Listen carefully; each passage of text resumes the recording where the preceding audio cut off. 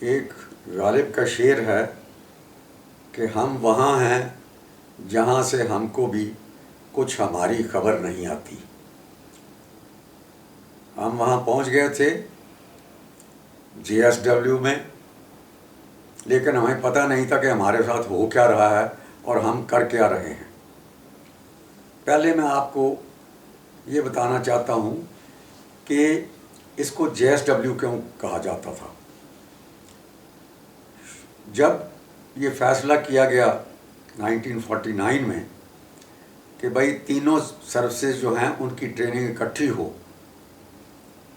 اور ان کے لیے ایک اکٹھی اکیڈمی بنائی جائے، تو اس وقت اور تو کوئی جگہ دھیان میں نہیں آئی. یہاں پہلے فیسلٹیز تھیں، اکاموڈیشن تھی، جیسے میں نے کہا پرزنر آف وار بیرکس تھیں خالی پڑی ہوئی، تو ان کو دہرادون دھیان میں آئی. اور دوسری بات یہ تھی کہ دہرادون میں IMA انڈین ملٹری اکیڈمی کافی سالوں سے پہلے ہی چل رہی تھی، اس لیے اس کے ساتھ ہی دہرادون میں ہی کلیمنٹ ٹاؤن میں JSW کو شروع کیا گیا. اس کا نام تھا جوائنٹ سروسز ونگ، کہ تینوں سروسز کی جہاں کیڈٹس جو افسر کیڈٹ ہیں ان کی ٹریننگ ہوگی. IMA کو اس وقت انڈین ملٹری اکیڈمی نہ کہہ کے تھوڑی دیر کے لیے جب تک JSW دہرادون میں تھا اس کا نام کر دیا گیا ملٹری ونگ. اور یہ دونوں جوائنٹ سروسز ونگ اور ملٹری ونگ ایک ہی کمانڈانٹ کے ادھین رکھی گئیں. وہ کمانڈانٹ تھے جو اس وقت تھے جب ہم نے جوائن کیا جولائی 1952 میں. جب میں نے 52 میں جب جوائن کیا تو اس وقت جو کمانڈانٹ تھے ان کا نام تھا میجر جنرل MS وڈالیا. آرمڈ کور سے تھے. ہمیں پتہ چلا بعد میں کہ وہ سیکنڈ ورلڈ وار کے دوران جاپان میں پرزنر آف وار رہے تھے. ہماری جتنے بھی یہ اسکواڈن تھے ان کو اسکواڈن اس لیے کہا جاتا تھا کہ جب JSW شروع کیا گیا تو ان میں جو جتنے الگ الگ حصے تھے، جیسے اسکواڈن ایئر فورس سے لیا گیا، ڈویژن فوج سے لی گئی، اور جو ہمارا MI روم تھا اس کو کہتے تھے سک بے، جو نیوی کا ایک ٹرمینالوجی ہے. سک بے سے مجھے یاد آیا کہ وہاں پر جو سک بے کے جو RMO ہمارے ہوتے تھے وہ تھے colonel Jasbir Singh, lieutenant colonel Jasbir Singh, جو پٹیالہ اسٹیٹ فورسز میں رہے تھے اور بعد میں ہندوستانی فوج میں آ گئے تھے. اور کافی بگ برلی سکھ، بہت لمبے چوڑے، اور ایسا مطلب جواب دیتے تھے کئی بار کہ کمانڈانٹ تک جو تھے ان کو بھی سمجھ نہیں آتی تھی کہ ان کو کیا کہا جائے. ایک بار جنرل وڈالیا صاحب MI روم دیکھنے گئے. عام طور پہ جنرل وڈالیا جو تھے وہ پریم نگر دہرادون میں رہتے تھے جہاں IMA ہے، تو کبھی کبھی وہ JSW کلیمنٹ ٹاؤن میں آ کر دورہ کرنے آتے تھے. تو آئے ایک بار کرنل جسبیر سنگھ صاحب کے پاس پہنچے، دیکھ رہے تھے دائیں بائیں MI روم کے کیا ہے. تو کرنل جسبیر سنگھ کو کہنے لگے، Jasbir I don't like those trees which are right in front of your veranda. تو ٹپیکل آف کرنل جسبیر، میں اسی لیے ان کا نام آپ کو بتایا. کہتے ہی آنسرڈ، وہ کمانڈانٹ صاحب کو کہتے ہیں، sir you don't look that side, you look this side.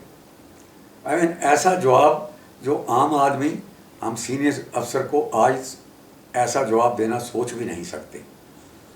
جسبیر Singh صاحب ہمیشہ ایسے ہی جواب دیتے تھے. ان کا ایک جو نرسنگ اسسٹنٹ تھا اس کا نام تھا مترانند. میں بعد میں بتاؤں گا ان دونوں کے قصے جب میں اپنی ٹریننگ کے دوران آتا ہوں. جتنے بھی ہمارے، جیسا میں نے کہا کہ اسکواڈن کا نام ایئر فورس پہ تھا، ڈویژن کا نام آرمی پہ تھا، MI روم کا نام नेवी पे था, तो तीनों के इकट्ठे नाम भी रखे गए थे, इसलिए इनको ऐसा कहा जाता था। अभी इसी हिसाब से हर स्क्वाड्रन में तीनों सेनाओं के अफसर थे। जैसे हमारे स्क्वाड्रन में हमारे जो स्क्वाड्रन कमांडर थे वो मेजर कंवर चांद सिंह थे। कंवर चांद सिंह ASC से थे, तकरीबन 4.5 फुट 5.5 फुट उनका कद था, बड़ी बड़ी मूछें थी, राजस्थान से थे। दूसरे जो थे वो थे जो डिव अफसर थे, और जो मेरे डिव अफसर थे वो थे कैप्टन पृथ्वीराज, डोगरा रेजिमेंट से। उस वक़्त भी उनके बाल सफ़ेद थे और अच्छे तकरीबन 6 फुट के साइज था उनका, छोटे छोटे बाल रखे हुए थे उन्होंने। तीसरे जो थे डिव अफसर, 10 डिव के जो डिव कमांडर कहते थे उनको, वो थे lieutenant Rajkhowa. Lieutenant Indian navy के थे। इंडियन नेवी का जो लेफ्टिनेंट है वो फ़ौज के कैप्टन के बराबर होता है, तो इसलिए वो इंडियन नेवी से थे और असम से थे। मैंने आपको बताया था कि हम 3 दिन पहले वहाँ बुलाए गए थे JFW में। पहले दिन मैंने जैसे बताया कि हमें अपने कमरे दिखा दिए गए, कौन कौन थे कमरों में वो भी बता दिया गया। जो हमारे सीनियर कैडेट आने शुरू हुए उनके कुछ के नाम भी बता दिए। तो 3 दिन जो पहले थे, पहले दिन अगले दिन सुबह जब हम पहुँचे तो उसके नेक्स्ट डे सवेरे सवेरे हमें फॉलन करके सबसे पहले बार्बर शॉप ले जाया गया। अभी हमें सिविल में आदत थी 2-2.5 महीने में हेयर कट लेना। बार्बर शॉप में पहुँचे, 6-7 बार्बर इकट्ठे वहाँ बार्बर शॉप में थे। कुर्सी पे हम बैठ गए, उन्होंने एक तरफ से जो ज़ीरो मशीन लगाई तो वो पूरा ऊपर तक साफ़ कर दिया, और ऊपर सिर्फ आधा इंच ऊपर सिर पर बाल छोड़ दिए, चारों तरफ से बिल्कुल बराबर कर दिया, सब निकाल दिए। खैर हम तो ठीक थे, हमें DAV कॉलेज में पढ़ते थे, कभी इतने लंबे बाल रखे भी नहीं। लेकिन कई हमारे ऐसे हजरत थे जो काफ़ी लंबे लंबे और बड़े डिज़ाइनदार बाल और बड़े बड़े शौकीन तरह से पाले हुए बाल रखे हुए थे। जब वो पहुँचे तो उन्होंने, जब वो बार्बर को बताना शुरू किया कि भैया मेरे बाल ऐसे काट देना, तो बार्बर ने कहा अभी काट रहा हूँ, आप देख लीजिएगा, आपके हिसाब से ही कटेंगे। और जब उन्होंने अपने बालों को देखा तो कईयों के तो आंसू टपक पड़े, और कई इतने हैरान हुए कि उन्होंने शीशे में अपनी शक्ल देखना भी पसंद नहीं किया। हेयर कटिंग हुई, हमें जैसा मैंने बताया था फेल्प्स टेलरिंग के पास शॉप थी, वहाँ ले गए और हमारी पूरी निपाई की गई। ये भी हमारे कपड़े बनने थे वहाँ पर हो गए। तीसरी जगह जो हमें ले जाया गया वो था quarter master store. QM store में हमें वेब इक्विपमेंट मिली। वेब इक्विपमेंट होती थी जो कैनवस से बनी हुई होती थी, और उसमें एक छोटा झोला जो साइड पे होता था, एक छोटा झोला जो पीठ पे होता था, और एक बड़ा झोला जिसको हम उस वक्त इस्तेमाल करते थे जब हम कैंप पे जाते थे। और उस बड़े झोले में हमारा सब सामान होता था, कंबल भी होता था, ड्रेस भी एक होती थी, और जो अपना बाकी अंडर गारमेंट्स भी होते थे, PT शू भी उसी में होते थे, तो सब कुछ होता था। और जो साइड वाला झोला छोटा झोला होता था उसमें हमारा शेविंग किट, हाउसिफ जिसको हाउसवाइफ कहते थे, वो क्या होती है वो आपको बाद में बताऊंगा, तो वो सब होता था। तो ये सब इशू होता था। इन सब को ब्लैंको एक वो आती है, उससे इनको हर रोज़ ब्लैंको करके तैयार रखना पड़ता था। और उसके साथ कुछ ब्रास के बकल्स होते थे, ان کو براسوں سے چمکانا پڑتا تھا. اگر وہ نہ چمک رہے ہوں، بلینک کو ٹھیک نہ لگی ہو، تو بس شامت آ گئی. تو یہ تھی جو ہمیں سامان ایشو ہوا. ابھی یہ سامان تو ایشو ہو گیا. جوں جوں یہ نئے ہمارے سینئر آنے شروع ہوئے، second term, third term, fourth term والے، فورتھ ٹرم والے تو نہیں اتنے، بٹ سیکنڈ اور تھرڈ ٹرم، اور خاص کر سیکنڈ ٹرم والے جن کا کچھ سامان کم ہوتا تھا، جیسے ان کی جرابیں جو ہیں اپنی پھٹ چکی ہیں، تو وہ آپ کو بلاتے تھے. کسی کو بھی بلا لیا، کم ہیئر، تو آپ گئے. Have you got a pair of socks?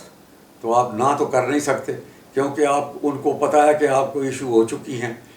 Get me one, تو آپ لا کے ان کو دے دیتے تھے. Okay, take it letter.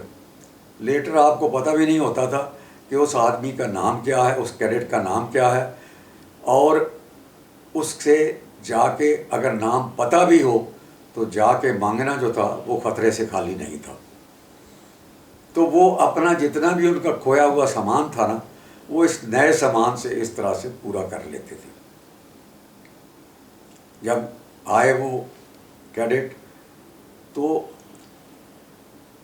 شام کے وقت ایک بات میں اس سے پہلے بتا دوں آپ کو، ہمیں انہی 3 دنوں میں جب ہم کھانا کھانے گئے تو ہماری سب سے پہلے کانٹا چھری پکڑنے میں کلاس لی گئی کہ ہم نے ڈنر پہ کیسے بیٹھ کے کھانا ہے.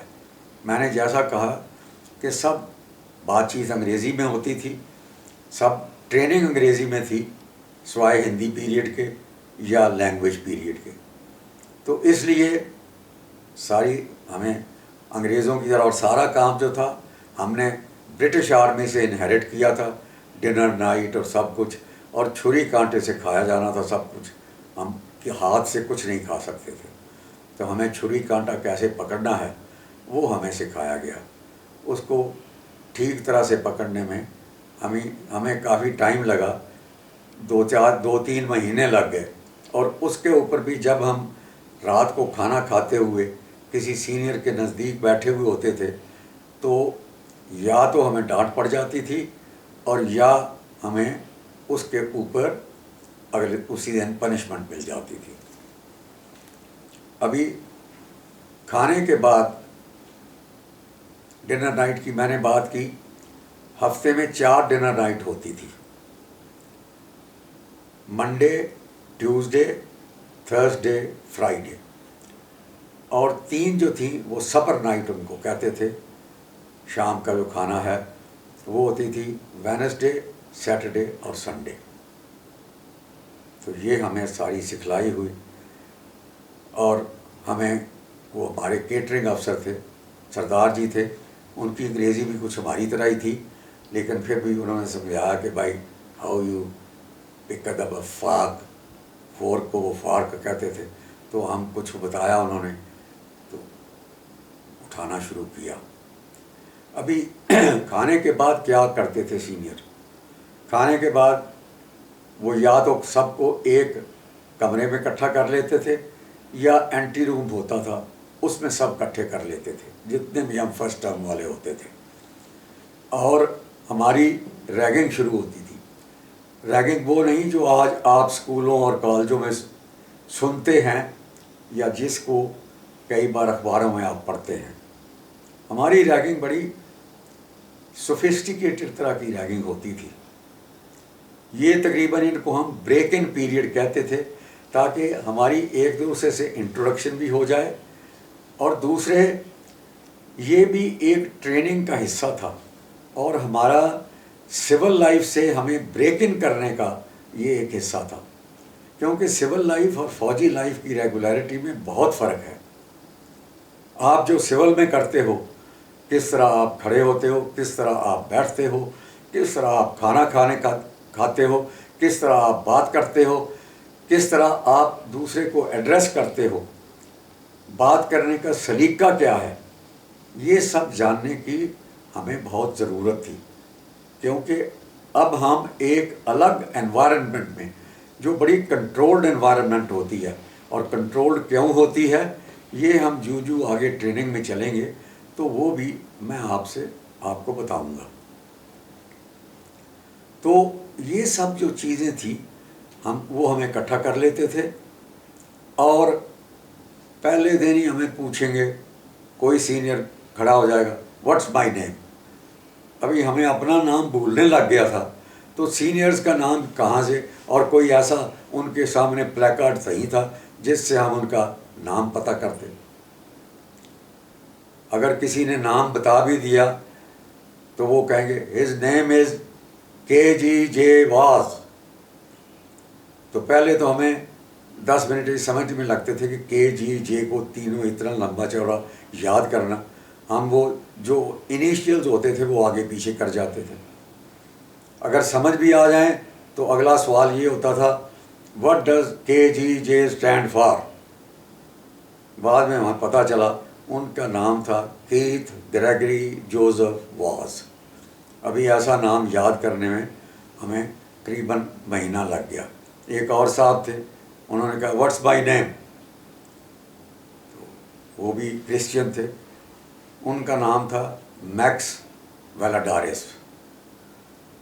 ابھی آج تو میں آسانی سے بول رہا ہوں، لیکن اس وقت ہمیں یہ سمجھ میں نہیں آتا تھا کہ پنجاب سے گیا ہوا ایک ہندی میڈیم میں پڑھا ہوا آدمی وہ کیسے ان چیزوں کو ان کو پروناؤنس کیسے کرے گا. ہمیں انگلش کی پروننسیشن جو صحیح شبد تھے ان کی مشکل تھی، تو ان لفظوں کو جو میکس ویلاڈارس اس کو کیسے سمجھتے.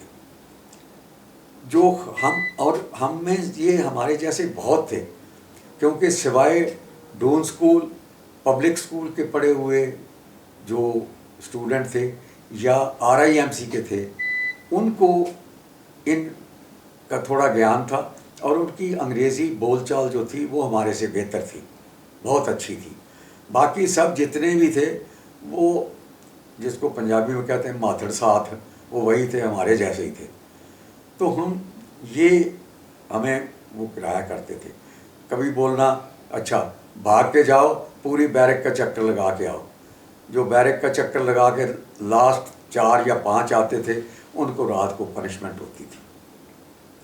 ابھی اس کے بعد جو ہماری اگلی جنچریا ہوتی تھی، کھانے کے بعد ریگنگ، اور ریگنگ کے بعد جو پنشمنٹ یہ ہوتی تھی کہ رات کو تقریباً 10 بجے شروع ہوتی تھی اور 12 ساڑھے 12 تک چلتی تھی، جس میں front roll, back roll, bend stretch, چاروں طرف بیرک کے بھاگنا، یہ سب شامل تھا.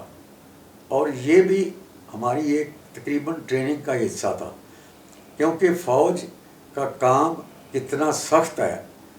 جو بعد میں ہم جب افسر بنے یا جب ہم ٹریننگ میں تھے تو ہمیں یہ محسوس ہوا کہ فوج کو کتنی فزیکل فٹنس کی ہر عام میں، نیوی میں ہو، ایئر فورس میں ہو، آرمی میں ہو، کتنی ضرورت ہے. اب GSW میں فیسلٹیز کیا تھی؟ آپ یہ پوچھئے کہ کیا فیسلٹیز نہیں تھی. جتنی بھی گیمیں ہیں، آپ کسی بھی گیم کا نام لے لیجیے، اس سب ہر گیم کو کھیلنے کی فیسلٹی تھی وہاں پر. ہاکی، فٹ بال، والی بال، ٹیبل ٹینس، رائڈنگ تو خیر ویسے ہی ہمارا ایک سبجیکٹ تھا جس میں ہم سب کو رائڈنگ کرنی پڑتی تھی. وہ ایک ہماری ٹریننگ کا بھی حصہ تھا، اور وہ کسی بھی یعنی برانچ پہ نربھر نہیں تھا، کیونکہ شروع میں پوری جو ٹریننگ تھی وہ تینوں برانچز کی، ایئر فورس، آرمی اور نیوی کی اکٹھی ہی ہوتی تھی. تو وہ بھی ایک حصہ تھا. مولڈنگ، کہ کیسے مولڈ بنائے جاتے ہیں. کارپینٹری، ہمیں کارپینٹری سکھائی جاتی تھی. گولف، جو ان دنوں میں ابھی ہندوستان میں شروع بھی نہیں ہوئی تھی. میں سن 52 کی بات کر رہا ہوں.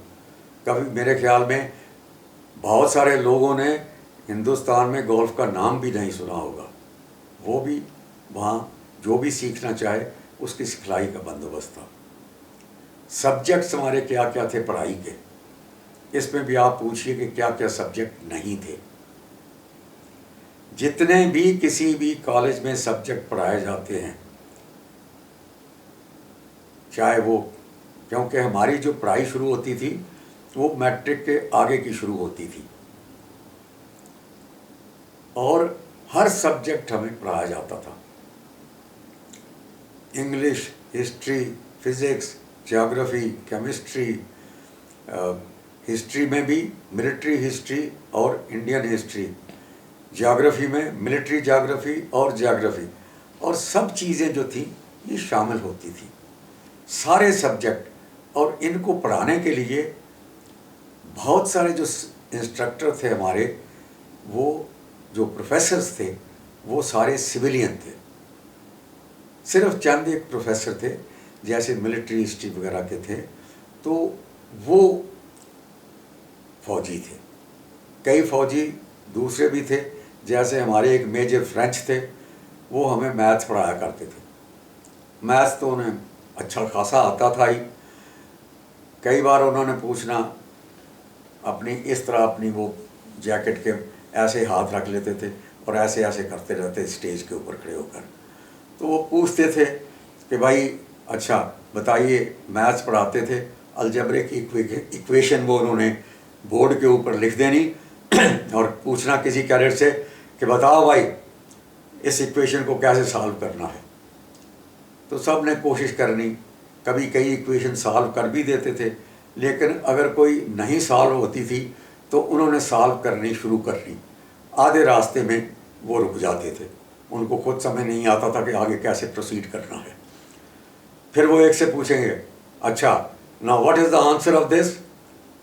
تو وہ کیونکہ ہم کتاب سے یہ ایکویشن انہوں نے لکھی ہوتی تھی تو کسی نے کتاب کھول کے بتانا کہ سر دا آنسر از 2. انہوں نے کہا یس 2.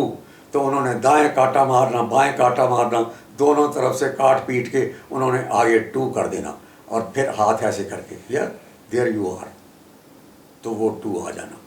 تو ایسا بھی تھا. تو ہم وہ سمجھتے رہتے تھے، دیکھتے رہتے تھے، اور بہت کئی کیڈٹ ایسے تھے جو ہنسی مذاق میں بہت تیز تھے.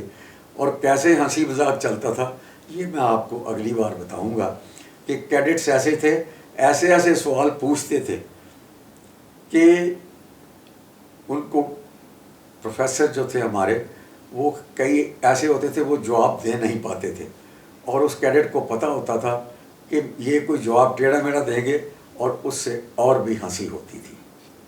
شکریہ.